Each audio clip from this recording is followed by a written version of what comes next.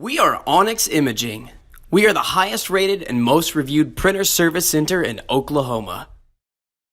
Hey there YouTubers, it's your girl Brett over here at Onyx. Today I'm going to show you how to clear paper jam, and I'm working with a Brother MFC L5850dw.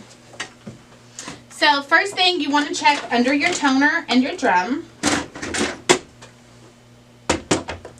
If you'll see the paper, it's literally going to be right here. Just pull it up and out. Anytime you're clearing a jam, you want to go slow and you want to pull gently. You don't want to yank or go very fast. If you do, you could rip some paper off inside the printer or damage a sensor. Both of those will result in more jams.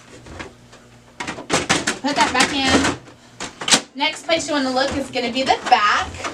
Just pull this down right here, and it would be right here. This one would be pretty easy to just pull up and out. Remember, go slow and be gentle because you don't want to damage anything and cause more paper jams. If you guys are in need of any supplies or quotes, give your girl Brett a call and have a great day.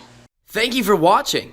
If you're interested in how you can receive free labor on all of your service calls, as well as how to qualify for free printer upgrades, contact us today.